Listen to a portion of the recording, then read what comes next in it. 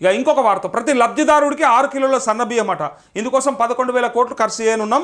అర్హులైన ప్రతి కుటుంబానికి రేషన్ కార్డు ఇస్తామని మంత్రి ఉత్తమ్ కుమార్ రెడ్డి అంటా ఉన్నాడు.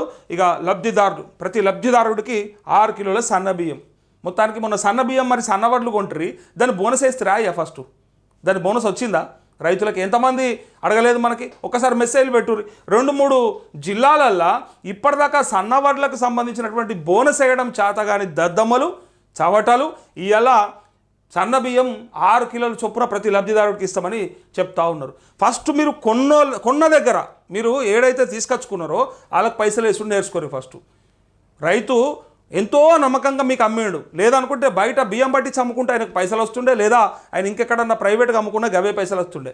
మీరేదో గొప్పగా మేము ఇచ్చే బోనస్ వల్ల మొత్తం రైతుల తలరాతలు మారిపోతాయని చెప్పిండ్రు, కానీ అదేమీ ముందర పడేది కాదు. మరి స్టార్టింగ్లో ఒక 100 కోట్ల రూపాయలు రిలీజ్ చేసి అందరికి ఇచ్చేసినామని చెప్పారు కదా, మరి ఇప్పటిదాకా రైతులు ఎందుకు వెయిట్ చేస్తూ ఉన్నారు? ఇప్పటిదాకా ఎందుకున్నారు ఇంకా బోనస్ రాకుండా? అంతమంది రైతులకు మీరు ఏం సమాధానం చెప్తారు? బోనస్ వేయడం చేత కాదు, రుణమాఫీ కంప్లీట్ చేయడం ఇష్టం లేదు, రైతు భరోసా అనేది ముచ్చడలేదు.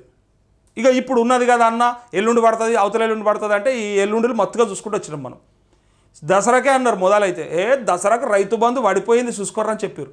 దసరా వాయే, దీపావళి వాయే, సంక్రాంతి కూడా బాయ్, మళ్ళీ ఉగాది కూడా రాబట్టే. మరి ఇప్పుడు వీళ్ళకు ఉన్నదా అసలు? ఇందులో అవుతుందా? ఎందుకు ఇట్లా ఆగమాగం చేస్తూ ఉన్నారు? తెలియకనా, లేకపోతే జనాలు పిచ్చోళ్ళు అనుకుంటా ఉన్నారా? ఏ ఉద్దేశంతో మరి మీరు అన్నీ చెప్పుకుంటా పోయి అన్ని సగం మొదలు పెట్టుకుంటా ఫస్ట్ అయితే అసలు అన్ని వడ్లకు బోనస్ ఇస్తామన్నారు. ఇక మీకు యాదికుందా?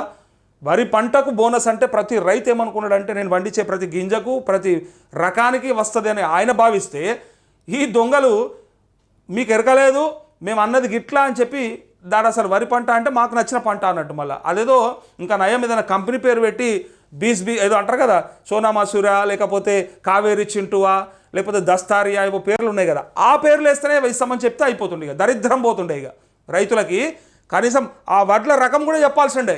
దానికే ఇస్తాం, ఆ కంపెనీలో కొనాలి, ఆ కంపెనీ విత్తనాలు వేయాలి, ఆ కంపెనీలు మీరు పెట్టుకొని ఉంటారు సపరేక.